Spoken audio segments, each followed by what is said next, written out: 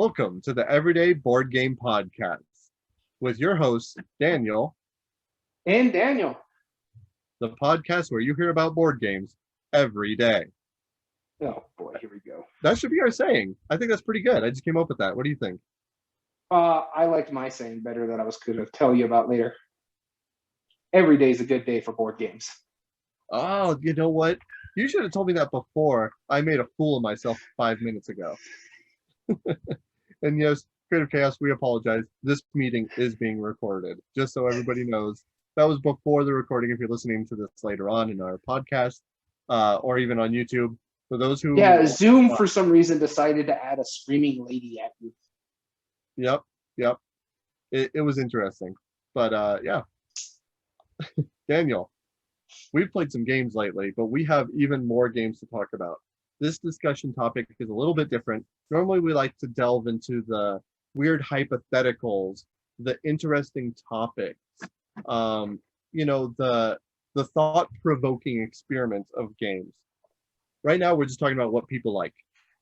Yeah, pretty much.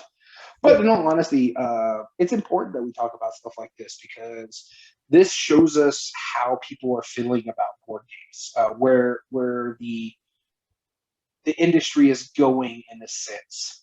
Because these are what we're going to be talking about in a little bit, are very influential stuff in board game community. Yeah, absolutely. So we're going to be talking about two different awards in our episode. First off, most recently, the Spiel was announced just earlier, 2 days ago, in Germany on Monday the 19th, I believe. And they announced it. Fortunately, it was about 2:30 in the morning for us. That did not stop me, but it was very early in the morning. Now, we're also going to be talking about the DiceTower Awards, which are way more expansive, if you will. The Spiel is simply the German board game of the year, and we'll also talk about a couple of their other versions. But specifically, the DiceTower Awards, they have a whole bunch of different categories that change every year, and we're going to be talking about those as well. And so I think the best way to describe it is the Spiel des Jahres is really the big, not just Germany, but Europe. Europeans tend to pay attention. We've talked about this when we talked with Keith Mateka of Thunderworks Game, is where it's good for games that are going to be in the European public to have the Spiel des Jahres sticker on it, but it doesn't really do well for their sales, like, say, here in North America. One of the bigger ones are your Board Game Geek awards or your DiceTower or Origins, for that matter. But I think for me personally, I just think because DiceTower is the biggest review group I can really think of, social media wise, I think theirs carries a lot more weight because their seal of excellence carries a lot of weight in board gaming and for informed board gamers. Yeah, and I agree with that too. I mean, that the people who vote from the DiceTower are looking at it with critical minds, and they are used to reviewing these games and basing their opinions on it. So they have a very reasonable and fairly, concise way that they're judging these games.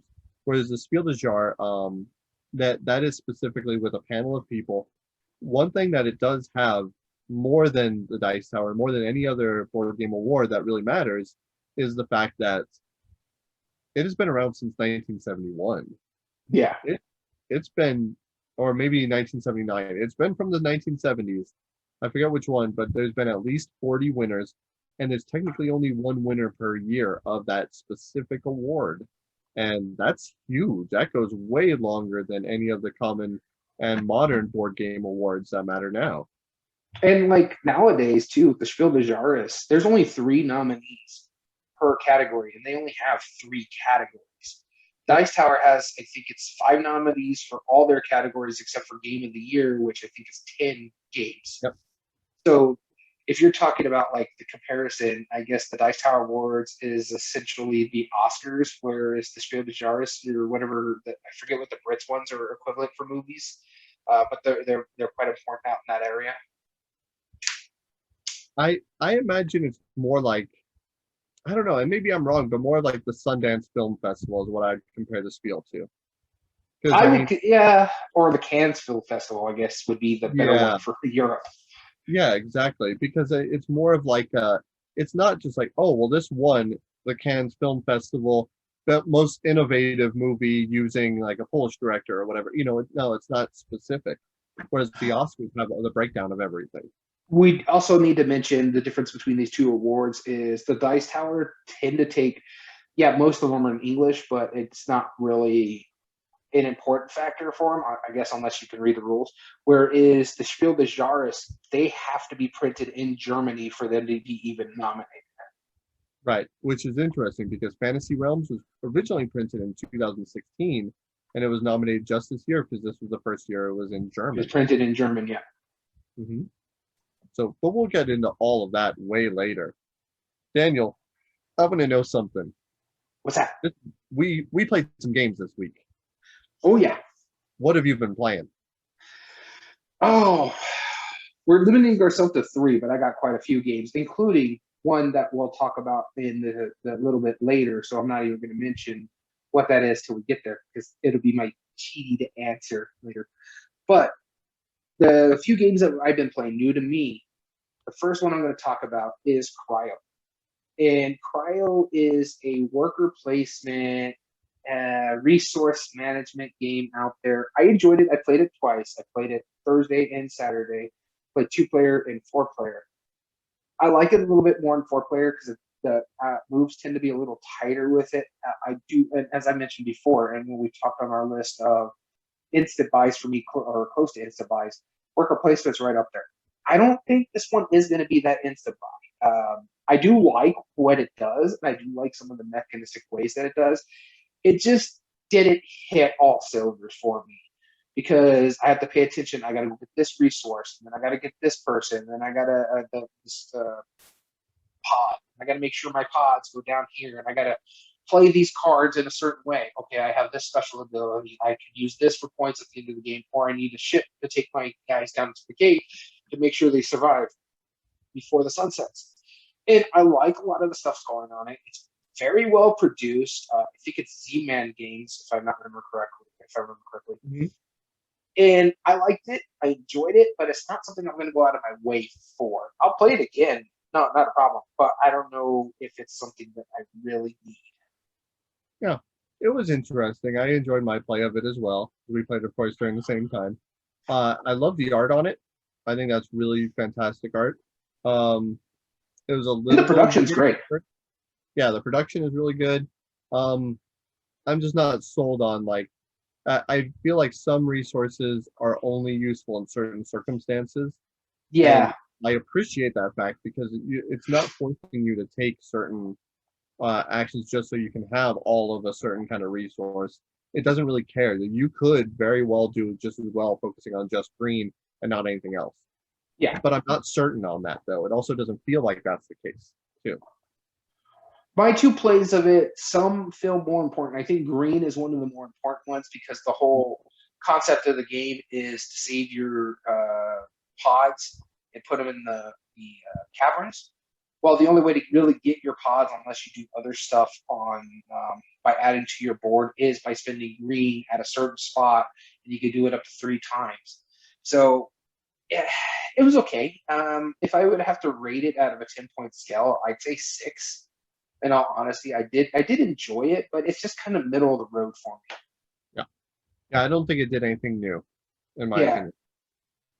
Before I talk about my first game that I've been playing, I want to give a quick shout out. And so I took a quick break before we started filming, so I wanted to go get this because I haven't played it yet, technically. I have, technically, because I played a tabletop sim version of it.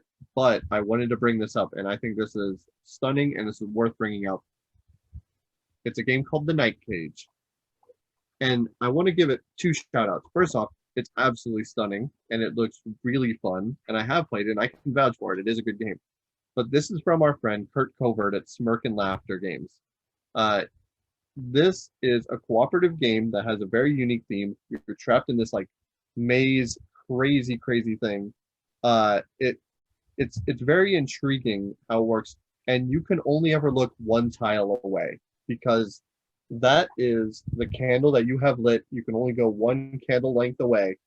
And once you leave the path of that candlelight and a tile is no longer visible, it is removed from the game and you can no longer revisit that same tile.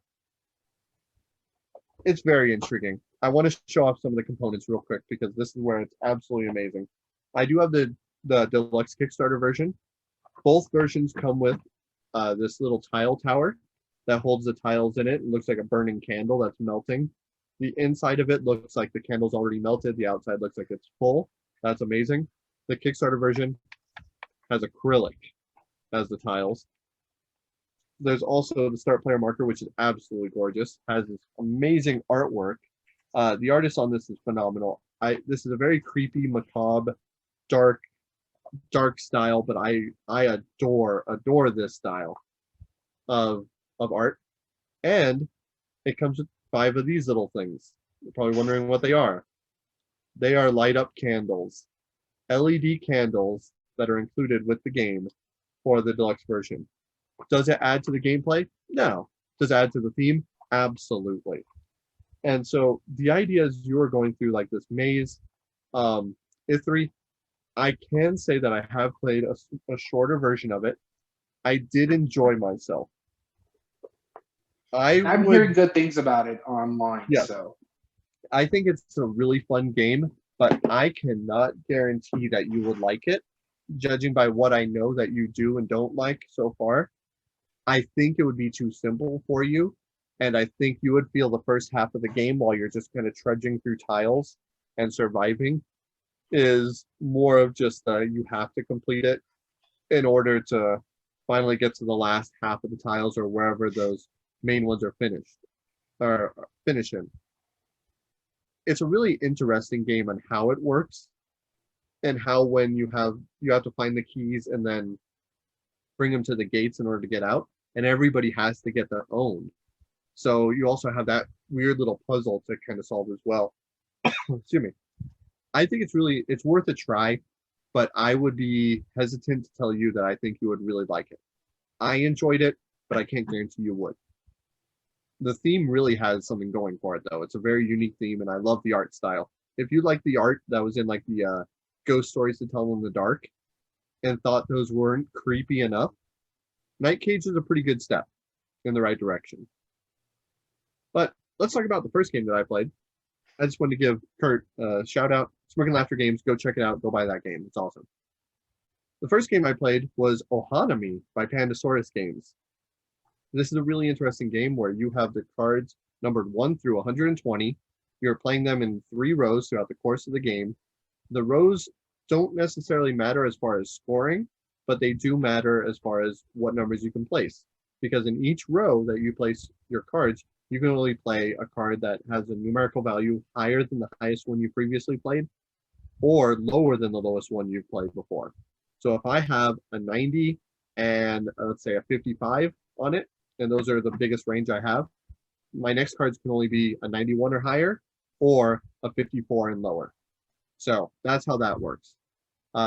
If there's any questions on that, you just play out a card following those restrictions. You can discard some if they're garbage. Then at the end of the first round, you score all your blue cards, 3 points apiece. Then at the end of the second round, you score all your blue and green cards, 3 points again for the blue, 4 points for green. And at the end of the third round, it's the end of the game. Same, 3 points for blue, 4 points for green, and 7 points for all your gray stone cards. Then finally, all the pink ones, the more you have, the more points they're collectively worth. Really smart game.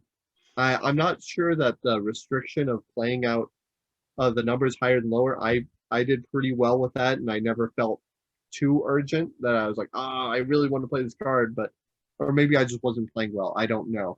But overall, I feel like it was a really fun game, and I think it's worth you trying. It's like a 15-minute card game, maybe 20 minutes if you're really trying. It's worth a shot. And it's gorgeous art, too. yeah, it looked pretty. I showed up right when you were wrapping up the gameplay of this one, so it looked interesting. Absolutely. All right, so the next game on my list here, and I'm going to do a quick shout out just like you did, and that's because of your fault. I just played one of the more recent Phil Walker Harding games, Super Mega Lucky Box. And I just have to say, yep, it's an insta-buy. In all honesty, I just haven't bought it yet because I'm in between addresses in a sense. So I didn't want to go ahead and get the shipping just yet. But yeah, I'm going to have to pick it up. That game was phenomenal. I really enjoyed it. So the next game on my list, though, that I played was Tortuga 2199. It's the most recent Kickstarter that Ooh, got two backers from Gray Fox game. And I have to I'm say, interested. it was good. I really enjoyed it. There was a lot going on, and it was interesting how certain things work. Like you're trying to take control of certain areas. It's a deck builder, area control slash first person to hit a certain amount of points. In all honesty, it's the first person to hit 15 points gets it, but you can get those points in different ways. It was good. I enjoyed it. I like the deck building part of it. It's a little complicated because there's two different things you got to do. So you have like your movement, which are the radar pictures on the cards, and you can use them for many different things. You can use them to move. You can use them to attack. You can use them to attack other players, or take control of an area, or just different things. And the only time you're really attacking another player is if your ships are in the same location and you're trying to take over control of an area. We didn't do any combat whatsoever in our gameplay. There was also you can also use it for attack on certain creatures that are out there on the board that you can fight that are out there, but you don't know who they are, so you have to use it to kind of peek and be like, okay, I can once I get my deck built well enough, I can use it to attack them because that's how you give your victory points. There's also the buying, so for you to buy your cards as well. There's a lot going on. The art is amazing. It's really good art. The gameplay is good. I would have to say, again, it's something that I'm not really going to go out and buy for myself. As much as I enjoyed it, I did have a good time playing it. The thing is, it's because I probably wouldn't play with other than this group, that our core group that we play games with. I don't think it's a little too complicated for some of the other people I play with, or there's just too many moving parts with it to a lot to remember, and it's not the easiest game to teach. There's no denying that. So I did have fun with it. And that is Tortuga 2199. Very cool. Very cool. Good choice. All right. The next one on my list is one. This will be the last time I talk about this game that I have been playing recently, and that's because we finally finished it. Pandemic Legacy Season 0. We completed it. It's over. We understand what happened. And it did something very intriguing near the end. I won't give any spoilers, so don't worry if you haven't played it yet. But if you've played the other two, then you know kind of, storyline. It does play into the whole storyline a little bit. It's in a way that you wouldn't expect, but it does go pretty well. It's interesting because we ended up playing it, I think, 19 times total. This is by far the toughest of the three. And there was times where we got the rules wrong, which is fine. It happens. And in Legacy games, it's not too big of a deal. But there was never a time where we honestly thought that we had a game in the bag. And you played Pandemic Legacy Season 1, right, Daniel? Yes. Yeah. Yeah, the whole way. There was some months where you're like, oh yeah, we got this. Like, let's just do this. Yeah. Let's do Yeah. this. Yeah. We got. Yeah, And that then was kind of us at the end of it too, because like I said, my biggest complaint with it is at the end kind of felt anticlimactic compared to the way it built up. right.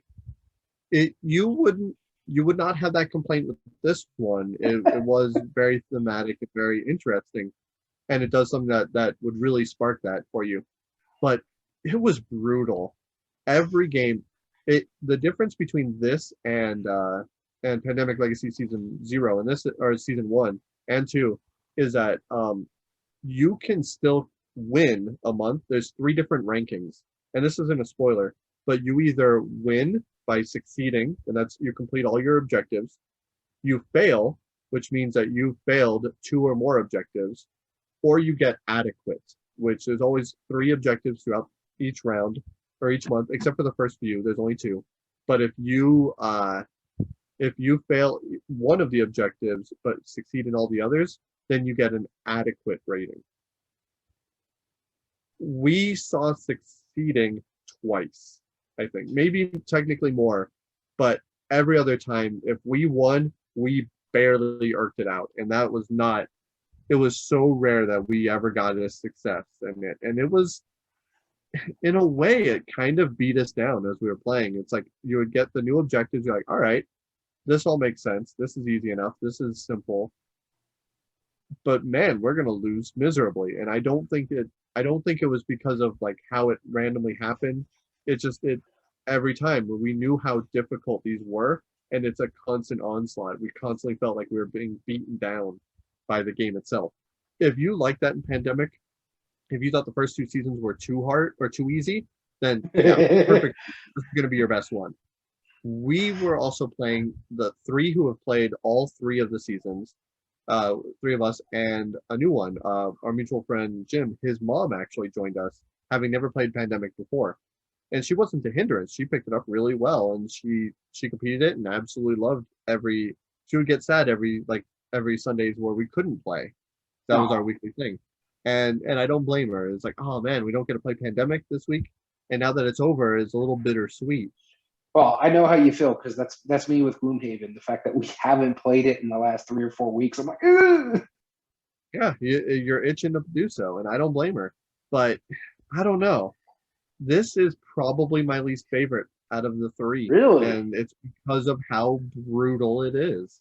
And it's just like we we felt success, but we never felt a real success. Like, yeah, you won technically. That's how we Technically, always yeah. felt. Like we barely were adequate every time we played. And I don't think we're poor or bad gamers. I think it's just how it worked out.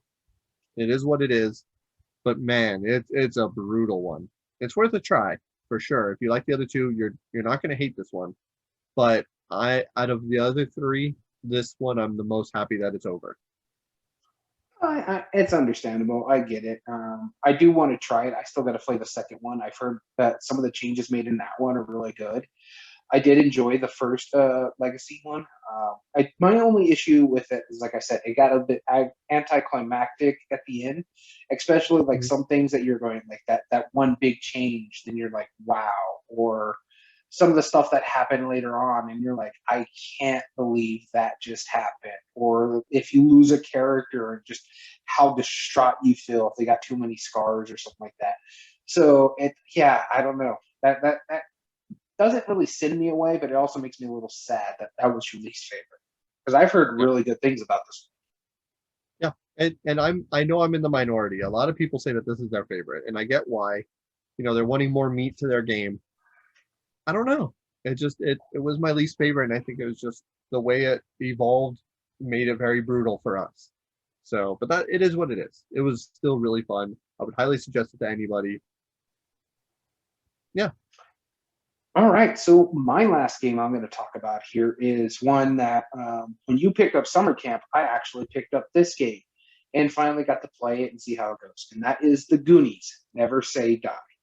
And I have to say, I really enjoy it. I think it's interesting. It's a board game that kind of teaches role playing in a sense because it's one versus many.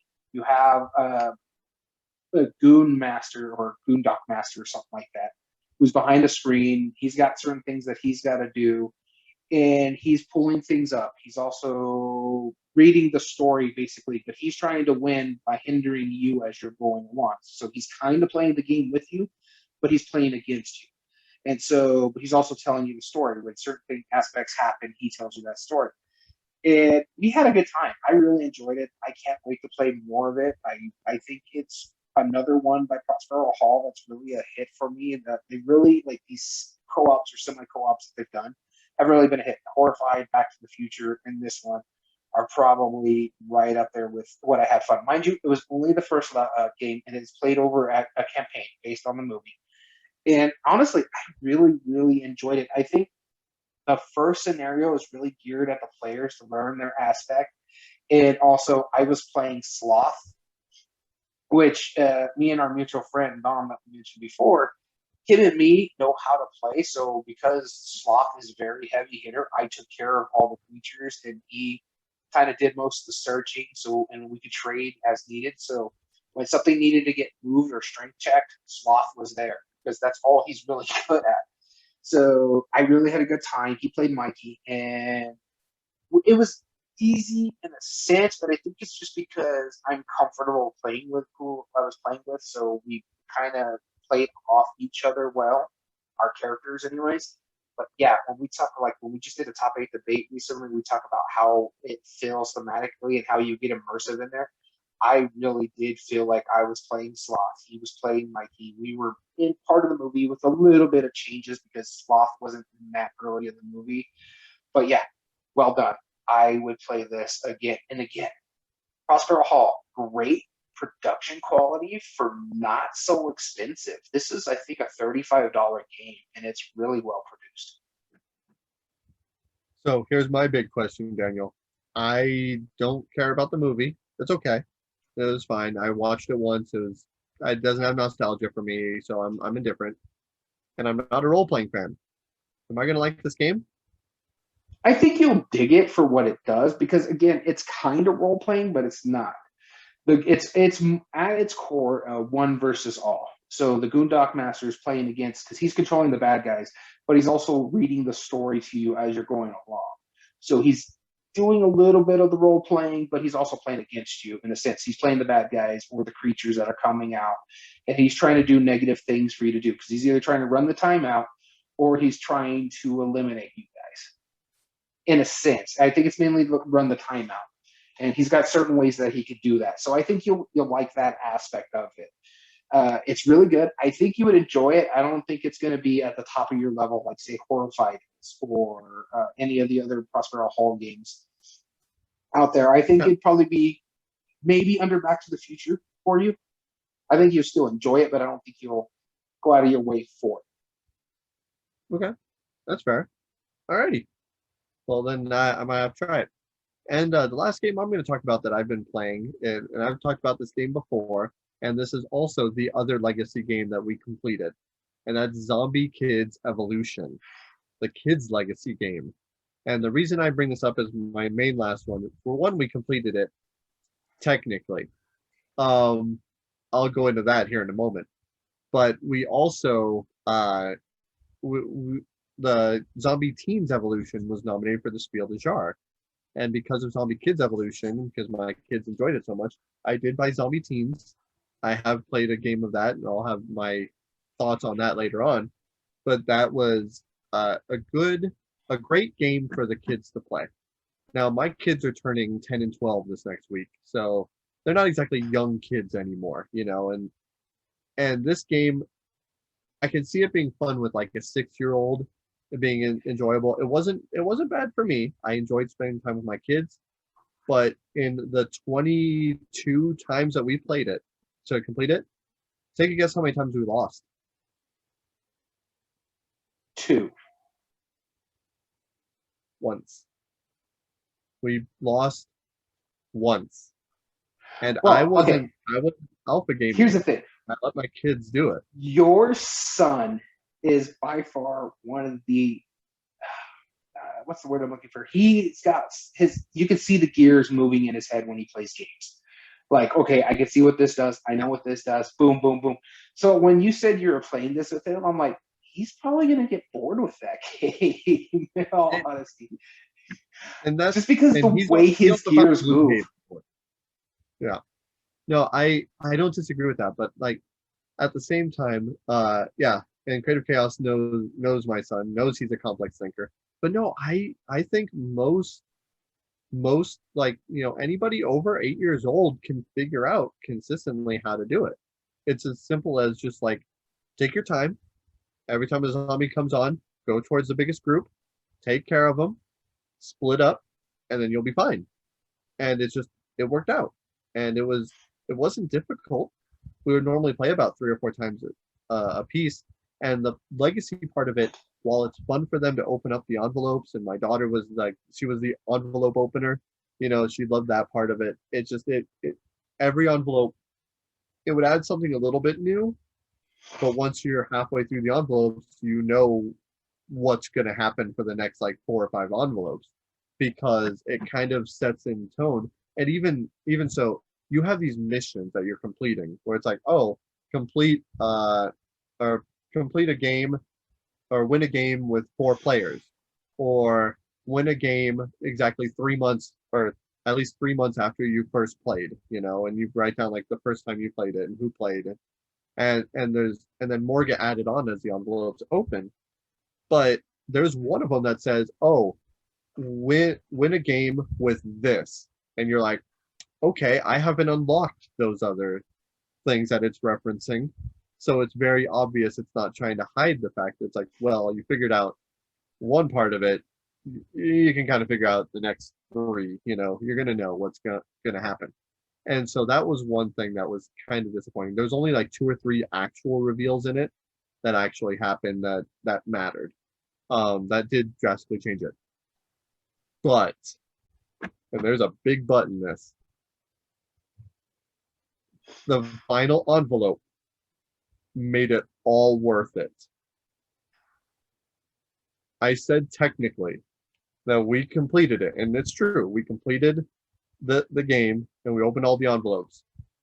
But what this last envelope does got us very excited to keep playing, because you can still play it no matter how long you want to. And it does something so different than the other 12 envelopes that you open out throughout the course of the game that it makes it very, very intriguing. I won't tell you what that is, but it's just, that was worth it for me. And now my kids, they still want to keep playing it and make it worth our while. And we got 20 something plays out of it. That's not nothing. That's good for like a $25 game or however much it is, and maybe $30. Yeah, it's not super expensive. Yeah. If you have younger kids anywhere from 6 to 10 years old, absolutely worth your time to enjoy this. And working together, sometimes my son would troll and then we'd start like digging a hole and we'd start having like more zombies pile up. And he's like, well, I just don't feel like doing it. It's like, dude, like, work together. He's like, all right, fine, let's do it. It had some good camaraderie in it between him and his sister butt heads sometimes when playing games, especially like games like Monopoly. They said they had to that they rage quit Monopoly the other night. It's like, you guys are young. Like, how do you know what rage quitting is? So, Zombie Teens Evolution, I highly encourage you to try it if you have kids. Zombie Kids Evolution. Yep. If you're just playing in a normal game group, yeah, it's not for you. Yeah, no, I even heard that it's more if you're playing with your children, family style game, more so than in your big game group. Now, I heard Zombie Teens is a little bit more complex.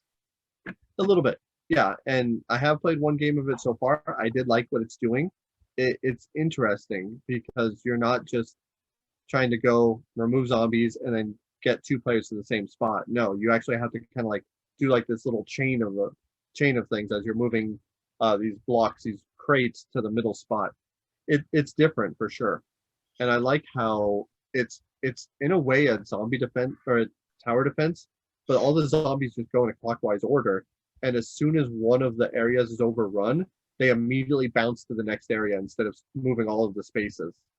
So in theory, if you had a zombie get to a dead spot and you have three spots that are destroyed, that ends the game because they go bounce, bounce, bounce, kill. It's awesome. That's really silly because I think that one.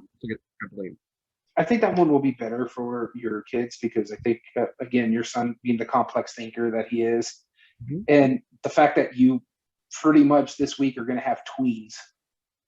Yep. I know. No thanks, but I will. You're right. Ones that are less excited about. I was thinking about this earlier today. Out of everybody in my household, like if it comes to like Christmas where we're all getting presents, I'm the one who gets the toys. I'm the one who's excited about the things that I'm going to be playing with. Everybody else is like, oh, what's the newest electronic we're going to stare at for the next year? No, I'm like, I want toys. I want to make sounds and play things. Like, I want board games. What a world we live in. Yeah, it's funny because I tell my wife all the time is like when I became a teenager, all I wanted was like sports equipment or stuff like that. And now as an adult, I'm like board games and hats. That's all I want. I want stuff like this or board games because I want to play with the toys, and I didn't get to play with when I was younger. Right? Exactly. We took life too seriously when we were teenagers. Back in our day. Creative Chaos pointed out, I am the actual kid in the family. You're not wrong. You're not at all. Let's dive into the awards. Speaking of playing with toys, I mean, that's the whole point of this podcast. We're going to start with the DiceTower Awards. We're gonna go starting from the bottom, the first one that was announced, all the way up to Game of the Year, and we're just gonna kind of voice our thoughts on each of these. And if we don't think it should have won, we're gonna explain what we think should have won. I And think also it's that we're not really going to talk about the nominees unless we think something else should have won it.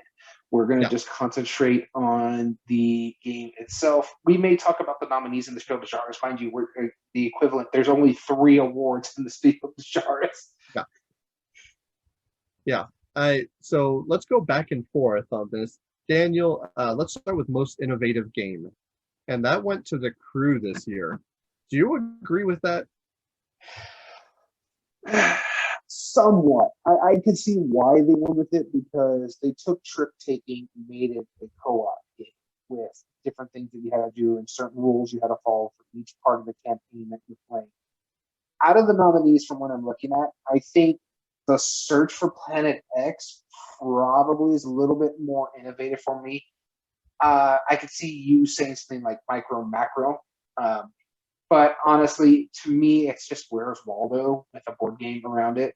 Whereas the Search for Planet X, what it does for deduction in the way that it could handicap someone as well as make it easier for a newer player, I think did really, really well. And you know me, I'm not a big fan of like social deduction. I do enjoy some deduction games. Search for Planet X is probably up there one of my favorite actual true deduction. The only problem is you have to play with an app. Yeah. Foxu, a friend of ours, friend of the podcast, said just played that last week for The Crew. Very interesting trick taking game. It is played in like reverse. Completely agree. No, I like The Crew. This award. Huh? I really don't. I think out of all 5 games that were nominated, this is the least innovative, and I'll explain why. Well, I don't think Forgotten Waters is all that innovative. From what I've read It on it, it's just a it's not. campaign app-driven game. It is a campaign app-driven game, and it uses a lot of the same systems from Dead of Winter. I agree with you. It shouldn't have won either. Whistle Mountain is like a more of a complex resource management worker placement, not that innovative. And I do have counter arguments for the others, but The Crew, it's literally you're doing trick taking slightly different. I say slightly different because if you grew up playing 4-player team-based trick taking games, which I have, Pepper is one of the big things. You are playing cooperatively with your teammates. And it's just 2 players doing cooperative trick taking.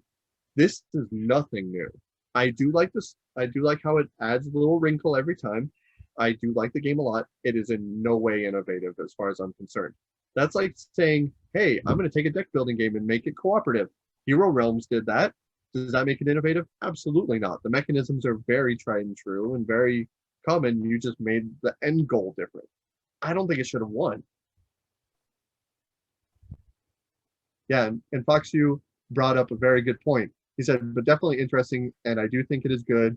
It took me about a half hour to finally get how to play because it does seem backwards. It very much does, and I appreciate it, and I think it's a phenomenal game, and it's worth your time. But really, the most innovative between these two, or between all of these, is Micro Macro. And I know you agree. It is Where's Waldo, but a game. But the fact that all of the pictures are over the course of a time period, and so yes, you have to find what you're looking for, but then you have to deduce what's happening based on where it's moving. And obviously, we played the first scenarios; those are way easier. The reason I think this is more innovative than Search for Planet X is because I have played other deduction games that do essentially the same thing, but are not app driven. Alibi is a good example of that. Alibi is a phenomenal deduction game, and there's a lot of others. Sleuth by Sid Saxon. It's basically Planet X, but without the need of an app. And so it's interesting. I do think it's definitely one of the more innovative of the group, but I mean, I wholeheartedly disagree with that win. Yeah, I get it. I don't disagree with you. Like I said, those two, the Search for Planet X and Micro Macro, are pretty close for me when it comes to innovative. I just like the way Search for Planet X does their things. because honestly, when it comes down to it, micro macro, if you're playing solo, it's a little bit more difficult. But when you have like 3 or 4 people playing that game together, it's a bit more simple. Yeah, agreed. So the next one on our list here is just a award they decided to give away in a sense. And this is the Excellence in Rules Teaching to go to Gloomhaven Jaws of the Lion. Now, I don't disagree with this award at all. I think what he did in Jaws of the Lion with those first 5 scenarios is something that, especially for these heavier games, need to be done in other games. Basically, teaches you the mechanics of the mechanisms of the game as you're playing through it, and doesn't throw too much of you at the beginning. It's like, just learn how to play your cards. These are how they work, and here's the basic cards for you to learn. Once you figure that out, okay, well, now we're going to integrate what the monster do. Now we're going to integrate what your actual cards for you to use. And now we're going to integrate some of the effects that are going to happen, like the wounding and the curse, and what these effects are going to happen as you're playing through. And then, spoiler alert for those who haven't played it, but once you get to that final stage, it teaches you how to play against a boss. And so I think what that does is one of the best things I've ever seen in the game. And I've even told you this when I played that. I think this is the best way to teach one of these heavier games. If they had this in something like Tainted Grail or any of those big games that you find like on GameFound that just has everything in the kitchen sink in it. Yeah, I agree with this award. It's just kind of a random award that they just wanted to give to Isaac Childress. Yeah. No, it's not a random award. It's worthy of noting because I had only seen this style once before in any board game, and that's Legends of Zelda with this. But it doesn't do it over the course of scenarios. It just teaches you the basics right off the bat, and then the scenarios you have to figure out because it's more of a puzzle game than it is Dungeon Delve, which Jaws of Lion definitely is. I completely agree with it. I think that award it's worthy and is worth them making one because of how different that was and what it did for the hobby. I think a lot more people are going to see that in future games. I also have to say that I think a big reason that they made this award is that this way they can say, hey, Jaws of the Lion's got something, because after Gloomhaven swept the awards, I think it was in 2017 or something like that, where it holds the record for the most awards at the Dice Tower. They're like, we don't want that to happen again. Right. Yeah, exactly. All right. The next game that we have listed here is the best welcoming game. And they renamed this. I think this used to be the best family weight game or the best family I think it's game. also like their equivalent of a gateway game. I think they're trying to change gateway or gateway game. Yeah, they wanted to change the term, and I forget exactly why, but it's what's most likely, what game is going to most likely get people into the hobby. I know we don't talk about the nominees. I just disagree with this winning because it has cats in it. And anybody who doesn't like cats, they're not going to get into the hobby because of this game. Honestly, there's 2 cats in this one with the nominees. So I'm looking at it. Honestly, I just went to look in the nominees. I haven't played any of these games, so I can't really make too much of a judgment on it. Just on nostalgia alone, and from what I've seen, I would have probably picked Scooby-Doo Escape from Haunted Mansion, because what that one does, it's a coded chronicle, so it has like the books, and of course, families have all watched Scooby-Doo at one point in time. But I mean, I can't make too much of an argument against Isle of Cats because I've never played it. My argument would be for Trekking the World, and that's because it's a world map, and that's already intriguing by everybody who lives anywhere near one of the sites, or also known as everyone in the world, because you're like, you could always have that like attraction going, hey, oh, I know that, I live near there, that thing is super cool, representing this country, representing this region. I think that's cool, and it's basically Ticket to Ride. There's a little more to it than that, but like Ticket to Ride with resource management, it's effectively what it is. I will eventually try Isle of Cats when one of you makes me do it. But yeah, that's just my thoughts. Is I don't agree because of the theme. And the next one on their list here is the best 2-player game winners. The one that actually won is Undaunted North Africa. Now, I've never actually played this game. I've looked at it. It looks pretty good. I just don't play a lot of two-player games because the wife is only playing in a group or I'm playing in a group myself. The one I have played and the one I think personally should have won just because I liked what it did because it's also trick-taking co-op is Fox and the Forest Duet. Because you're playing a tug-of-war game, but not against each other. You're trying to keep the stone from going one way or the other. So you're trying to bounce it back and forth and get your cards played properly. Yeah. I will give this credit because like Cosmic Encounter Duel, Curious Cargo, Imperial Struggle, these are all like two-player versions of four-player games, you know, that are more player games. They just made a two-player version of it and it works. I mean, war, honestly, like most battles in war were two-sided. Like that's really what it was. There wasn't too many in history, and you could probably correct me on this because you know more about history than I do. But I don't hear about three-sided or four-sided wars as much as you hear about like this individual battles where two sides boom head to head. And I feel like thematically that brings it out more. And it's also made by the same guy who made War Chest, too, I believe, is the same designer. And so I'm intrigued because I like War Chest a lot, and I think that this is a war game that I might actually really enjoy. Fox and the Forest Duet, yeah, I think I can believe it if I did this or Fox and the Forest one. Yeah, so either or. Like I said, the only one I actually played out of it was Fox and the Forest Duet. Yeah. All right. The next one we have is Best Theming. That went to Forgotten Waters. Now, from what I understand, it definitely looks like it's the most thematic of all of those, just because of how the storyline comes along. It even has something very interesting in it, is that you kind of do like a character creation at the beginning of it. And it's not a campaign thing, but it tells you, it creates the story for you based on the cards and how the game actually plays. And so you kind of have like this cool little backstory that really kind of brings you in, but it doesn't actually change how the game works. It looks interesting. And Fox, you just to answer, we talked about last award we were talking about was two-player games. But theming, out of all of the themes, this is the least or the most generic of the themes out of the nominees. I think all four of the other nominees definitely have a more innovative theme because you have Pan Am, Super Pinball 4K, Mariposas, and Dune Imperium. Those are definitely more or less themed themes than just pirates storytelling.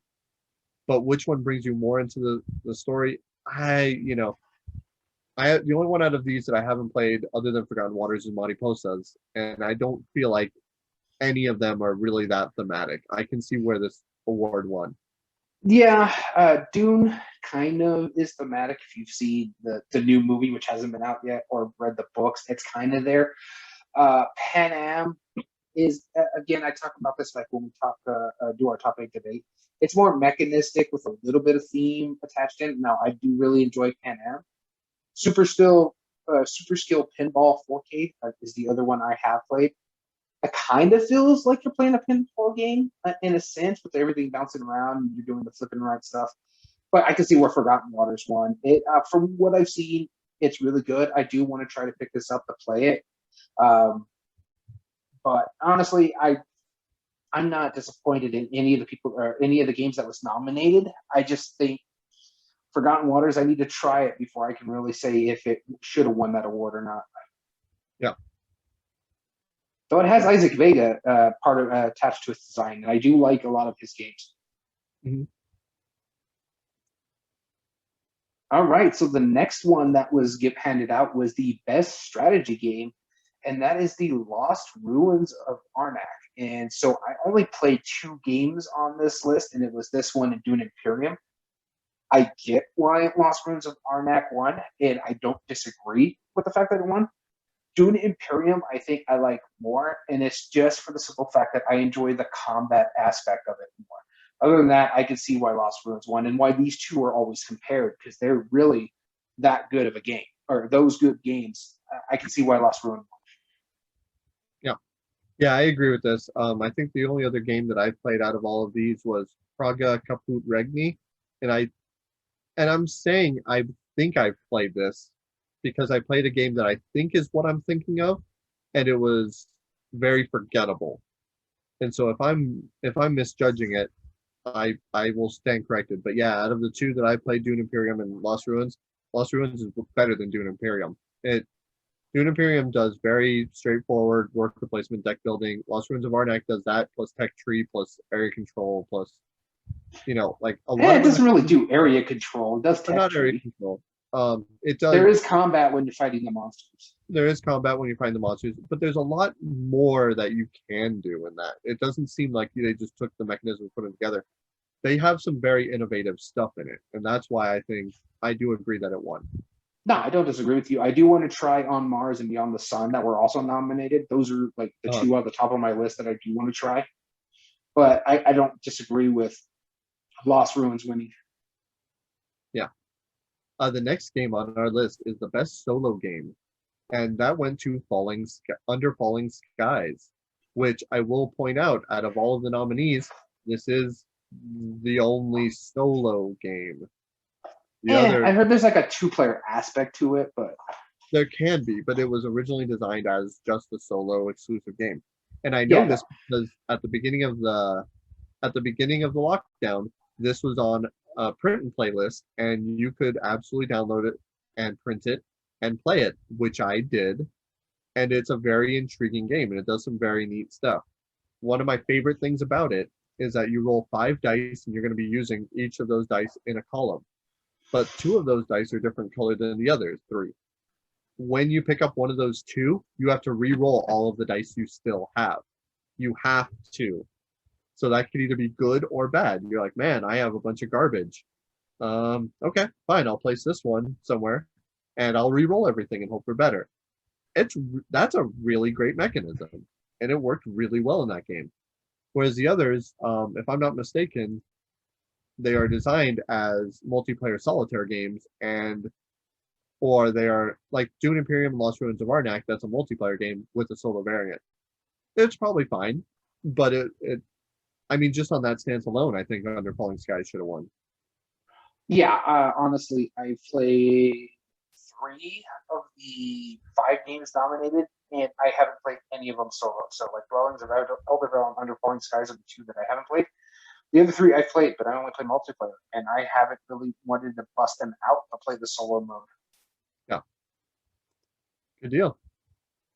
The next on the list here is the best reprint, which was won by Rococo Deluxe Edition. Now, it's a game I haven't played. It never really piqued my interest either to play it. The only other one that I've wanted to try is either Fort or Project Elite, but even then, Eh, I've yeah, played Seven Wonders. I'm not a fan of it. So, and I'm not a fan of Seven Wonders either. Out of all 5 of these, Rococo is definitely the one that I would want to play the most. Because I mean, Matthias Kramer, he makes some really interesting stuff, and I've heard really good things about it. And Fort, I didn't realize was a reprint. I didn't either until they nominated it. I was confused when I saw that. I do Yeah, want to try it. I've heard good things about it. yeah, absolutely. Uh, Next one is the best party games nominee, and I see you're cracking up already. Um, I have not played all of these yet. I've played 5 Minute Mystery, Masterword. I own Upside, or no, I haven't played Masterword. It looks fun. Upside Drawn, I own, haven't played, and Mysterium Park is like Mysterium Streamlined. Q's and Q's one. I completely agree with this. So much to the point that I can vouch that it is a really great party game. And I know this because I am colorblind and I beat people playing it. And that was a stand up moment if I've ever had one. I won a game with 480 colors in it being colorblind. Okay, Take so that. just to let everybody know, Q's and Q's, again, both me and Danny are colorblind, so this one's a bit difficult. We have a friend who helps us out in the show and joins us every now and then named Bryce. He's the game head geek on TikTok. He actually had to make a TikTok about this, the fact that 2 non-colorblind person lost to the colorblind person playing this game. I haven't played any of these. I've looked at Mysterium Park, and it looks interesting because it's basically Mysterium Streamline. But I adore 5 Minute Mystery. I had played that once, and I really, or a couple times, and I've really enjoyed every single play of it. In fact, 5 Minute Mystery has probably killed any of the 5 Minute Dungeon / Marvel, whichever one you want to play. Because Yep. if I had a choice to bust one of those out, it's 5 Minute Mystery. But I want to try Hughes and Hughes. Yeah, I just recently realized that I have recently sold my copy of 5 Minute Dungeon because 5 Minute Mystery exists. I don't own 5 Minute Mystery, but it has replaced it, and I haven't bought a copy yet. Out of all of these, Masterword is an interesting game. It's like Mastermind meets a word game, which is really weird. And Upside Drawn is just silly. I mean, it's absolutely silly. Like one person's moving the paper while the other one holds the marker still, and you're drawing a picture. That's hilarious. I love that idea. But in all honesty, though, I think Hughes and Q's, it's just there's something so amazing about it, and I'm glad that they printed it. And I'm probably gonna buy a copy of it. There you go. And yeah, you could have. You very well could have. Because the idea of Hughes and Q's is that you're given a card that has 4 colors on it. You pick one of them, and you give everybody a one-word clue trying to guess. Like you might say plum. It's like, okay, well it's purple, but like how purple? It's how well do you do that? And then people knowing is like, well, he's colorblind. I realized mint is the worst clue. Mint is awful. Nobody guesses mint because they might think peppermint and like red or white, or they might think a mint leaf, which is green, or they might think like that teal green toothpaste or whatever. Mint is the worst clue. So don't ever say that one. All right, so our next award here is Best Game from a Small Publishers, and their criteria is they couldn't print more than 5 games to be for the Small Publisher Award. And Dune Imperium wins this one. And now I'm not going to lie, I'm happy Dune Imperium won the award. I really do dig this game. I like the source material that it's based off of. And the only other game that I played off this list was Honey Buzz, and I do have to say I prefer Dune Imperium over it. Yeah. I haven't played any of the other games. Project L is intriguing to me. It looks like a game that I would probably quite enjoy. Honey Buzz does look decent, but yeah, I agree with it. But since I haven't played the others, I have no reason to disagree. So going on to our next one. Go ahead. Yep, our next one, best game from a new designer. That also went to Lost Ruins of Arnak. Not because any of the others, I haven't played any of the others. That's the only one, so of course I agree with it. But the other ones, I mean, they look fun. But at the same time, I mean, none of them have intrigued me like Arnak had. And I don't know. Endangered, man. I really want to play that one. That one looks so good. Yeah. I love the covers on all of those. If it's like best cover, then that's really good. Arnak probably. I think the worst cover is Beyond the Sun, and it's not even that bad. No, Beyond the Sun's gorgeous cover. It's the board that's ugly, from what I understand. Yeah, so that's all I have to say about that one. I don't disagree with it. All right, so moving on to our next one here is the best expansion, and the winner of this was Chronicles of Crime 1400. Now, I haven't played this expansion. I have played Chronicles of Crime, and I think that is an amazing game, and I understand they won Innovative Game like a few years back, and I agree, that should have won Innovation. I don't know about the crew like this year. The other ones on this list here this is difficult for me because I haven't played 1400, so I can't really tell you. I heard it's really good.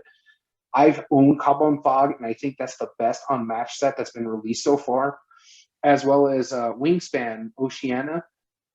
I like the European expansion a little bit more than the Oceania. I like some of the stuff that they added with it, but I can't disagree with what they picked because I really do dig Chronicles Crime. I very much disagree with what they picked. Really? Very Why? much. Because it's a standalone? It's not even an expandalone. It's not an expansion. It's a sequel. You cannot combine 1400 with base Chronicles of Crime. It's not an expansion. Therefore, it shouldn't have won best expansion. I'm All sure right. it's awesome, and I'm intrigued. I want to play it. I want it so bad. It looks amazing. That is not to downplay it whatsoever. But out of those, probably Cobble and Fog would be my pick. I don't disagree with you on that. On that criteria, I would say Cobble and Fog as well. Honestly, and I said it, Cobble and Fog is my favorite on map set so far. Mind you, they have some new ones coming out with that has Marvel attached to it, plus Legends Volume 2. Not the fact that there's going to be an expansion for that you're going to buy as well, the Houdini pack. That'll be my first set. Yeah. All Because right, it's next one. the next one is best cooperative game, and that went to The Crew. It beat out Pandemic Legacy Season 0, Endangered Forgotten Waters, and Marvel United. This is the one that I do agree with. It works really well for that cooperative experience, and you do have to be in each other's heads to be really proficient in this game. What I really like about it too is that you're allowed to give one clue. It's just interesting. That's the only time you could do it for that turn. And it's basically you put down a card and you place your little astronaut in a certain way. If you put it at the very top, you're telling them this is my highest card. Or if you're putting at the bottom, this is my lowest card of this color. Or you're putting it in the middle and you're saying this is my only card of this color. So don't feed this trick to me in a sense. I really, really do like that. I don't disagree with this pick as well. I really do enjoy The Crew. I do have to say I really enjoyed Marvel United. That was probably my surprise of the year when I played it. Because when I played it, I was like, oh, it's chibi. It's probably a little too easy. And then I played it and I'm like, I'm sad I didn't Kickstarter it because I missed out on all that other stuff. And then the X-Men one came around and I'm like, oh, I'll buy that one instead because I prefer the X-Men. Yeah, it was an easy choice. Absolutely. But yeah, I don't disagree with this Crew. Yeah, normally people start off with the X-Men if they have access to it, to get people that much more excited. They didn't need it. That was a fun game. I think the MCU has really changed all that and made Marvel bigger overall for all their characters rather than just the X-Men. Yeah. The next game here is Best Board Game Production. And the winner of that is The Dwellings of Elderville. Now, I haven't played this one, but I cannot disagree with what they put on here because I've seen this game and it is gorgeous. And now we talk about like Title Blades, and that was one of the nominees. No, Dwellings of Elderville, just the production is much better. Okay. I'll have to take your word on that. I haven't seen anything into the production of it. It looks cool from that cover, but I really avoided it, honestly, just because I didn't want to get into it that much. The On Mars cover, I think, is stunning, personally. Looks like a movie poster. But Title Blades, I mean, man, did it have a really great production, though. Although I had one argument against it, is that none of the boards actually fit together. They seem like but they have like weird curves on them, and they don't just fit together, and it's really weird. But other than that, oh my god, those pieces are amazing. The art on it is amazing. It's just phenomenal. Yeah, I completely agree with that. And I do have to say, surprisingly, I've seen Honey Buzz. I've played Honey Buzz. That component quality on that is really well done too. Yeah. All right, so this one's you. All right, the next one is best artwork. No, best artwork, and that went to Lost Ruins of Arnak. I mean, artwork is subjective. I love Title Blades, the artwork in that. I was disappointed in the game, but I absolutely adore the way that the art is. Oceans is also a really good one. The box, I think, for Etherfield is where it's at. Like that box is phenomenal looking.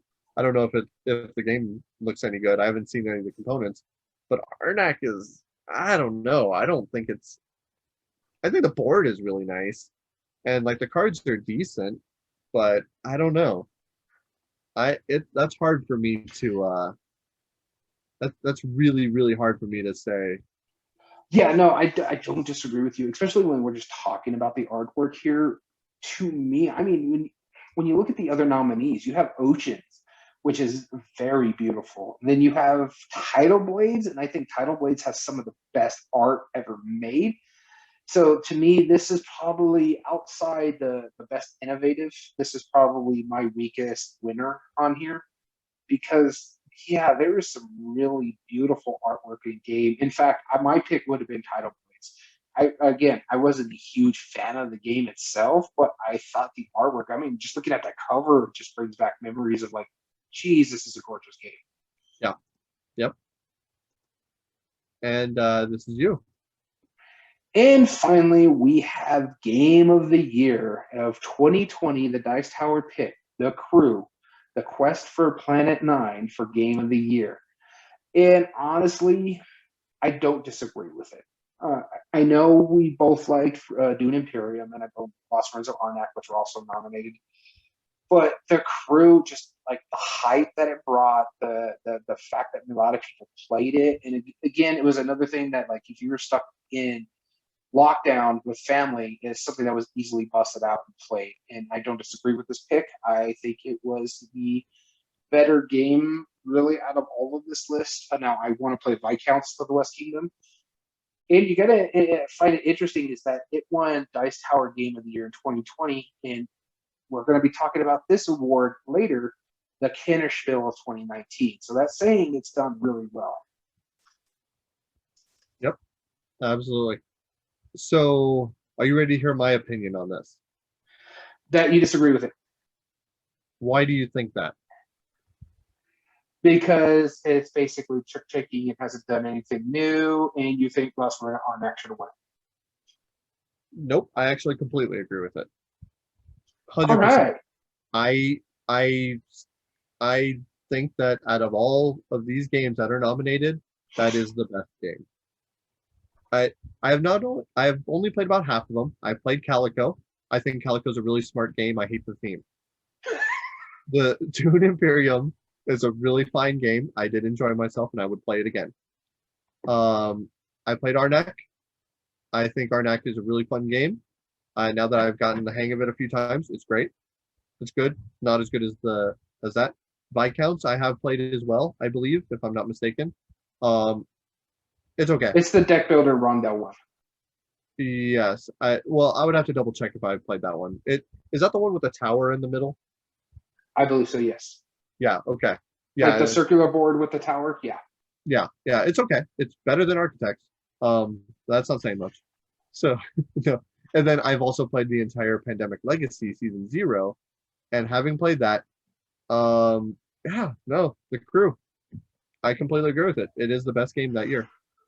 Now, Yeah, I think there are better games that year, but out of the ones they nominated, I think that I am proud to say that should have won. Yeah, I don't disagree with it at all. And again, the Kinderspiel winner as well of 2019. So I really enjoy The Crew. I think the favorite game for me out of these nominations was probably Dune Imperium, but I think The Crew. You know, I was the one hyping The Crew for the longest time, and then I finally got you to play it. And you're like, I like this. This is good. No, you're saying that like you had to like pull my leg to play it. I love trick taking, and I do like space theme stuff, like or astronaut theme. I don't like space theme as much, but I do like astronomical theme, like astronauts, rocketry, well, planets. Maybe you'll like the new one, which is underwater. So that's it for the Dice Tower Awards. Mostly, I don't disagree with what they picked. There's only a couple that I have minor quibbles about, innovative and expansion. And I do have to say this. I like the way they do the Dice Tower Awards because it's like a group of like 100 different reviewers and it's correlated and it's ranked, I think, is like if this is your number one pick, what's your number two pick? This way it's scored certain ways. I do like the way they go about doing their awards. Yeah, definitely.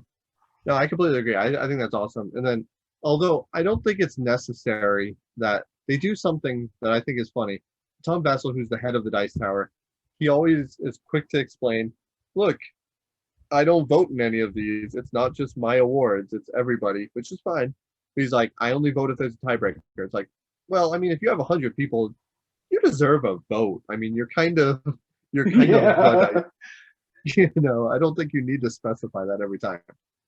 That's just me, though. I don't know. Maybe I'm wrong. No, but so moving on. these are the awards that we're going to that you really love. The fact that it's Mhm. on your Insta buy list. It is. It is, and that's because I this award, ever since I saw it on some of my favorite games, it started becoming one of those things where I would tell people, it's like, if you see this symbol, which is a pun with a laurel wreath net behind it, if you see that symbol on a game, there is a very good chance that you have a good game. So much to the point where they will put it on for like nominations even. It'll even say like Spiel des Jahres nominated, and like fine little print nominated, not won, but nominated, because they know how impactful that little symbol is. And it wasn't until I started getting into the hobby that I started noticing on some of my favorite games, Ticket to Ride, Carcassonne, all of these different ones, Settlers of Catan, that this symbol kept popping up, which got me to the point where it's like, wow, there's the trend here, and now I own every single one of them. So this is a huge thing for me because it really does align with my tastes a lot. And which is interesting because the DiceTower Awards tend to be what align with my taste. It's my preferred Mhm. kind of games. Not that I hate any of these. In fact, I have called every single for the last I think 3 or 4 years every Spiel des Jahres winner. I missed the Kinderspiel this year, but it was that's the award I actually prefer. In fact, the Kinderspiel. Yeah, yeah, definitely. So this is the first year that you got it wrong, huh? First year since I started calling them for about 4 years. My pick was Lost Ruins of Arnak. Gotcha. Okay. But we're So going to go ahead and get this started. You want to start with the Kinderspiel? You want to talk about the nominees and then the winner? yeah, we'll talk about it. So I know very little about the actual Kinderspiel itself. Um, they were nominated. There's Faber Wilton and Mia London, which I know nothing about. The Kinderspiel specifically is the kids' game of the year. They nominated three, and the one that ended up winning it was Dragomino, which is a kids' version and a very light version of King Domino, which won the Spiel des Jahres a few years ago. Um, and I almost forgot that the King Domino actually won until I read Dragomino. And I've seen how it plays, and it basically takes that, and by making sets of different areas together, you get dragon eggs, and those dragon eggs are how you win. It's not so much victory points, not the best one. It's just once you get certain groupings together. And it looked intriguing, but I haven't had the urge to buy it. It looks fun for a kids game, and I'm sure if my kids were a lot younger, I would definitely buy it for them. But they're definitely old enough where they can play King Domino and have no problems with it right now. Yeah, the thing about the Kinderspiel is it's recommended for ages. I'm looking at the actual list here. Recommended 2 to 4 to ages 5 and up. So they're literally kindergarten age range, is what they're thinking. Also, Fob and Wilton is in English storytellers for those out there. I don't disagree with this because I've played King Domino and it's not that bad, and Dragon Domino looks pretty good. It's a Bruno Cathala game. And what's interesting about this, it's a Bruno Cathala game with Mary Fort and Willifred Fort, who were also nominated for Fava Welton or Storytellers. Yeah. Yep. It's interesting, isn't it? Yeah. Yeah. I mean, I'm willing to give it a try. I absolutely would. I've not been too shy to play a kid's game before. We've had this discussion already. Well, the But fact that we get a kick out of playing a game like Coconuts, which is just straight up a kid's game, but we get giddy and giggly about it. yeah, we do get giddy about it, absolutely. So, but yeah, it's worth a shot. I'm sure kids would enjoy it. Um, let's talk about uh, the Kennerspiel, which is the gamers game of the year, or Yeah. the advanced gamer of the year.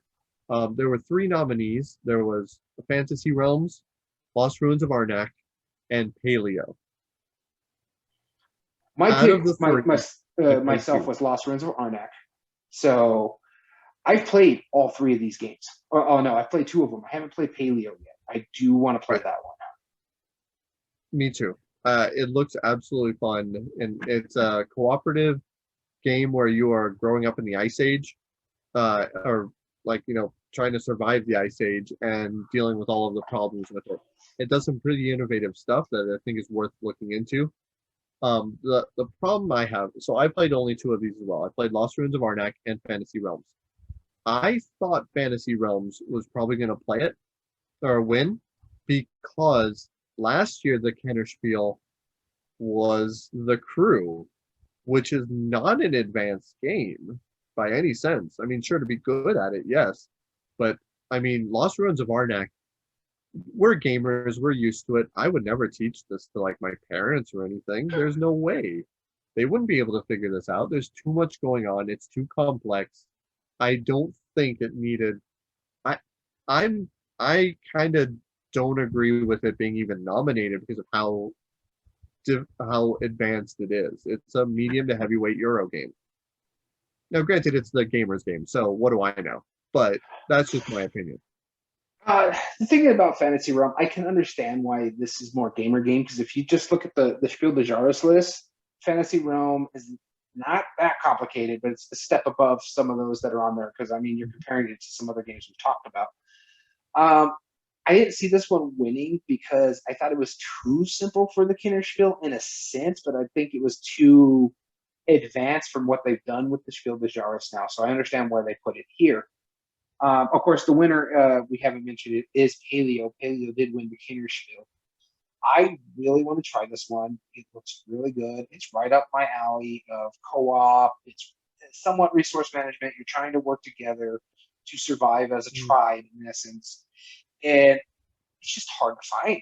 I know where you have to wait. I think they're going to their third printing, and it's just hard to find right now. I've looked at a bunch of game stores for it, Game Nerds, Miniature Market, Game Vault out here in El Paso, because sometimes we can find games that are out of print because it's a smaller store in a smaller area.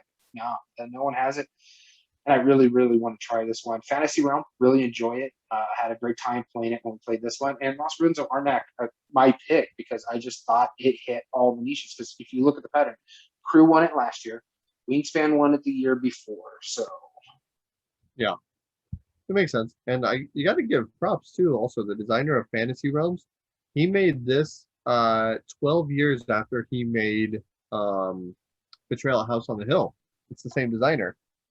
And that's a huge span, 12-year difference, and still making games out of that, well acclaimed. yeah, That's worth noting. Well, didn't the creator of the Paleo, Hans Im Gluck, didn't he do something pretty big recently too? Or Hans Im Gluck is the publisher. but Peter Rustemeyer, that's what it is. Yeah, it could be. I don't think I know his games off the top of my head, but that he absolutely. No, I was thinking Hans Im Gluck because of some of their other games. That's why.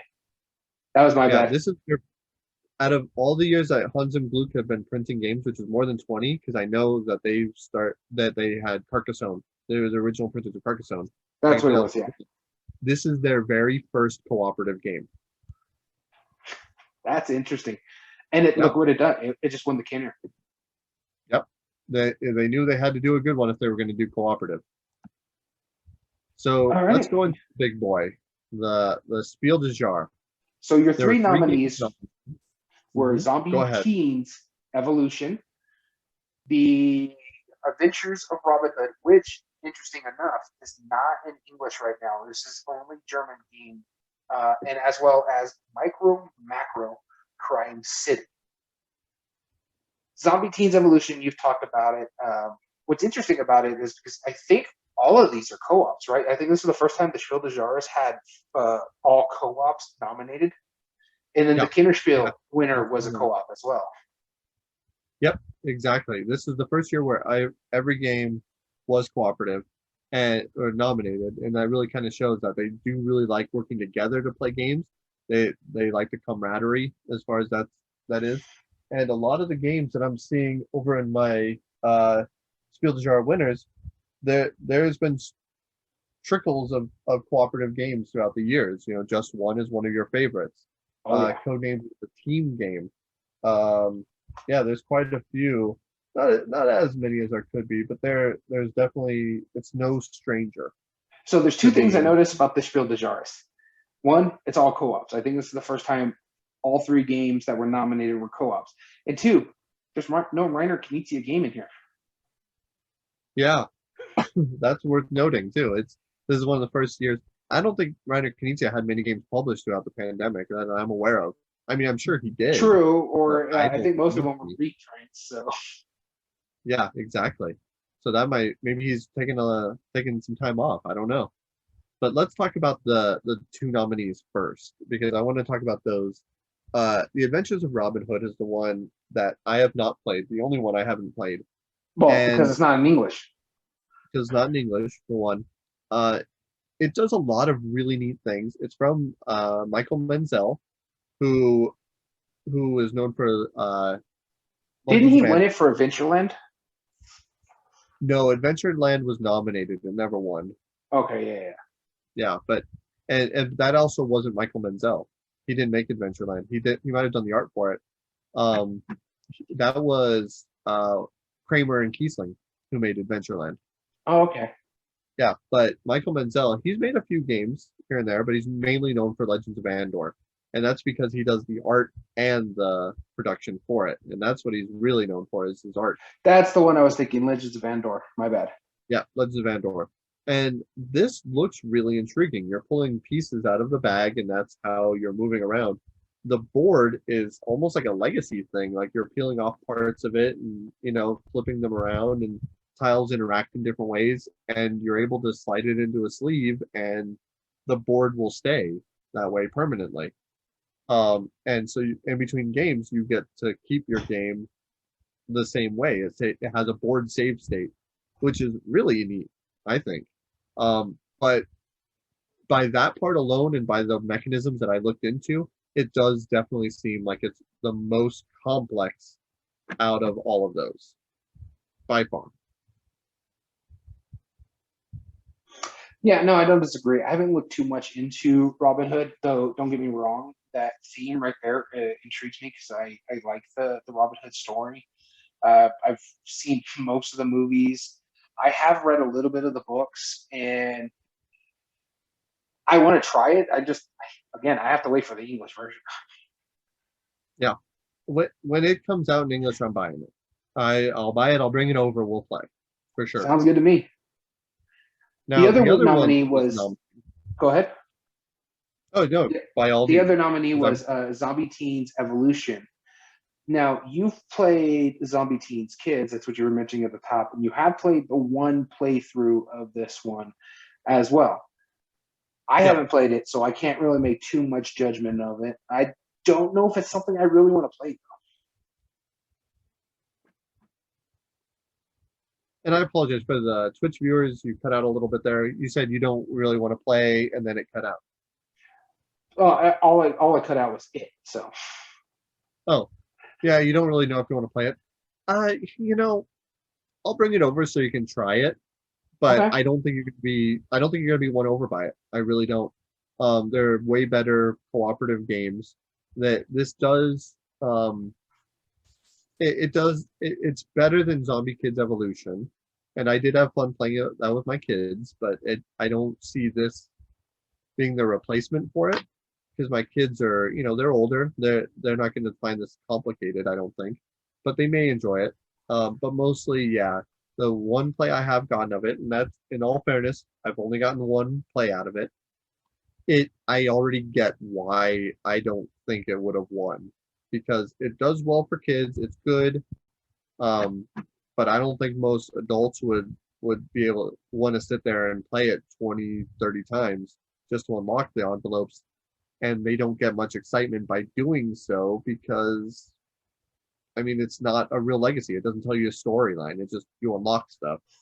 And that rewards you for playing it more often than not. And that's kind of dishonest in a way. Yeah, I get that. Yeah, the Zombie Teens. First off, I'm zombie now. I'm not a big fan of games with zombies in it anymore. I think the only one I still have that has zombies in it is Dead of Winter. Now, I haven't played it in a while, but that one, for me, I like it because the zombies aren't the main factor of that game. Whereas this one kind of is. And it's just that's one knock on it. And two, I think it's just too simplistic for me. that I don't mind simple games, but I just don't think it's going to scratch that itch that I want. This could have very easily been like a micro game. Like honestly, like 18 cards and you play that way. I could totally see that. I You could could see it probably going make that a way too. yeah. But overall, I do enjoy it. I'm gonna keep playing it, and I will let you know if my thoughts change on that. Okay. So now You want to get let's into the talk about winner? let's do the winner because this has gone over like gangbusters. I own, I think, the only copy in town here because we don't live in a super huge town, and I found it completely across the country Yeah. and brought it back. I have shown it to you, Daniel. I know my thoughts on it. What did you think when I showed it to you and our friends during that last game night? And I just stuck around for a few minutes. I'm like, you guys try these scenarios. What do you think? I enjoyed it. I could see. It's funny because going through this list, I haven't played any of these games when I made my pick, and I thought because of what it looked like and what it did, it was my pick for Spiel des Jahres. I haven't going in blind, just looking at it, and I have to say I see why. I see why it won. I know Ithri earlier was saying he wants to see his thoughts about what is winning it. Mhm. I enjoyed it. It was probably simple but hard because that map is huge. And then you got to figure out where this one person is, and you have to go and follow their path as they're doing certain things to find out what happened. And it's not as easy as it sounds because this map is huge. It's like you got to find this area, and the only clue is like it's somewhere between here and here. So you got to find those locations, and then you got to find that location, and then you got to find the person in that location, and then so it's not as easy as it says. It's got that little hour magnifying glass, which honestly is not all that great either. But I do enjoy it. I really liked it. I had a good time with it. I don't see it, lasting a long time per se. Something that I can go back to over and over again. Because in essence, it's Where's Waldo, the board game, where they added a little game to it. I also it says ages 10 and up. It just depends on your child's mentality, but it's called Crime City for a reason. There's some questionable stuff in here, so I'd be careful if you're playing this with kids as well. Don't go into it thinking it's a Where's Waldo book. There is some questionable stuff in it, though I enjoy it. Yeah. I want to pick it up. I think it'll go down with my other game group because I had fun with it. In all honesty, again, I just don't think it's something that's going to last. Now they're supposedly going to be making more games in this style from some of Yeah. the stuff I've heard. So Yeah, using the same style, of course, less upsetting. Um, I'm gonna read what Ithri posted because it's very well thought out. He says, "From what I have played, game is super good, excellent, cool, great, sure. My only qualm is that so far it's just a hidden object game. Those are great, but you don't see I Spy or Where's Waldo winning Spiel. It's that all it takes is to impress people nowadays. Hidden object with slight twist. I guess Fantasy Realms got nominated, so there's still hope for humanity." Fantasy Realms Uh, got nominated for the Kinderspiel. It didn't get the Kinnish, nominated for the Spiel des Jahres. but it And still I'm got even looking nominated. at the recommendation list. So we talked about the nominations, which was Zombie Teens Evolution, The Adventures of Robin Hood, and Macro Crime Cities. The other ones was BIS 20, Chakra, Point Salad, Switch and Signal, and the key Sabotage and Lucky Llama Land. So I don't think your hopes for Spiel are going to last that long. Right. Yeah, there was just some recommended. I haven't even looked through the recommended list all that much, but I believe it. No, so yeah, I both disagree and agree with Ithri because it it's not really a game. It's really, in a way, it's not, right? It's just Yeah. the interactive experience. But my counter argument for it, and this is why I was almost certain it was going to win, is because one, they do like innovation. If you could do something that's tried and true in a new, interesting way, a la, the Crew, that's a perfect example. They do look kindly on that. And this is almost in a way a remake of a Spiel des Jahres winner from the past. Do you know what game I'm talking about? You're not talking about the Sherlock Holmes one, are you? I am, because that really kind of is. Sherlock Holmes was just a choose your own adventure book, is essentially what it was. You had to figure out these weird ideas completely arbitrarily and solve this puzzle by talking to people going across this big paper map. Well, instead of having all the reading in the storyline, you're inferring it by looking at those images. And so, yes, you technically can't lose other than not finding the things and just giving up. So, somebody who just has more focus and more drive and want to finish it will almost always win. But it's the story that you tell on the way that I think is what makes it so intriguing. Uh, that's compared to Zombie Teens Evolution, which just isn't that great of a game in all honesty. In comparison, it's a fine game, and I don't want to downplay it at all. But it's just like if you're playing against like anything that's cooperative, like Castle Panic, for example, that's just a better game, and it's not that much harder to learn. Um, you have more choices. But then the Adventures of Robin Hood is just way too complex. It just made sense for this to win. And with that being said, uh, one of the very first days back from the lockdowns that we've had, we started opening up in our state. We started doing our game nights at our local store again, and I brought this out, and you better believe that it went over so well. I have had There was multiple people who had never met each other, all unfortunately way too close, looking at this small little map and enjoying themselves, just looking, doing the seek and find. And when they all sat down after playing a few scenarios, they gave that same satisfied look. They're like, man, that was a good meal. I am very happy that I just experienced that. So, although I agree with Ithri that there's not really a game in there, because I completely agree, I think it's the best experience of all of those. I'll give you that, but the Spiel des Jahres is supposed to be the game of the year, not experience of the year. Now, I don't disagree that it should. It was my pick to win, just for the simple fact that the other two games didn't really sing to me. I guess you could say. The Adventures of Robin Hood, you've seen most of what it's done before. Zombie Kids may have been too simple. That's why I think Micro Macro was going to take it. And honestly, it's like the same last year when I picked Pictures to win. It's just because I'm like, it's the more family game. Honestly, I see the Spiel des Jahres becoming the family game of the year rather than the game of the year. I am gravitating more towards the Kennerspiel because those are the gamer games. Those are the heavier ones that you're going to enjoy. And in fact, the last 3 years, I've enjoyed every single one of those winners. Yeah. Now, I do want to add on to what you were saying earlier as being a proud parent. You're probably wondering, I have a 10-year-old and a 12-year-old. Well, they're almost 10 and 12. Next week they will be. The question is, would I play this with my kids? And my personal answer is yes, I would. Micro Macro, I feel, is yes, it's a crime city, right? You know, it's a bad theme.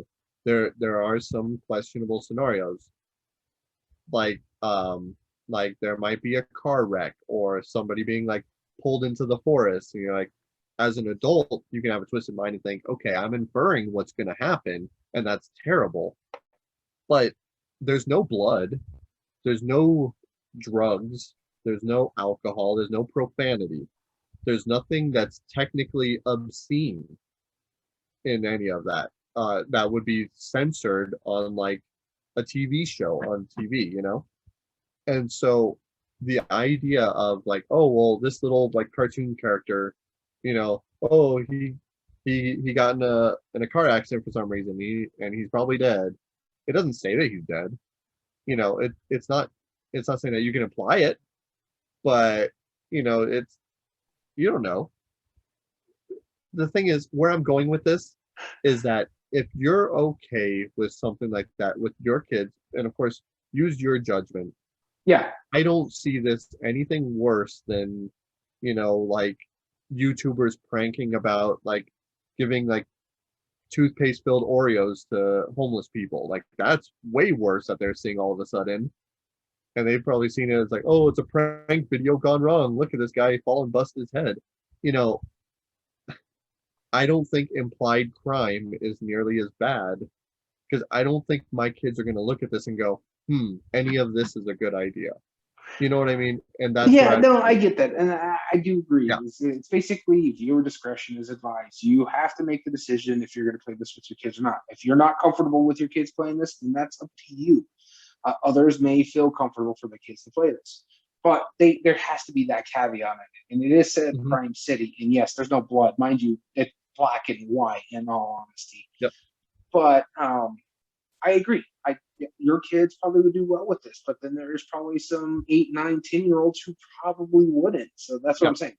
agreed. It's a game that you have to be careful with. Don't think this is a Where's Waldo. Think that you have to go through this. And in fact, make sure you play it before you introduce it to your kids. This way, you can make the inference that this is okay for them or not okay for them.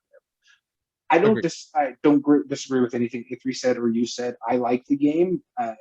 It's fun. I had a good time with it. But again, like I said, I don't see it lasting all that long. It's just look at this, follow the timeline, done. There's a few, like 10 scenarios or something like that in the There's box. 16 scenarios, and from what I understand, like the last like 5 or so use the entire map. And I guess that's when it becomes really immersive and incredible from what I've heard.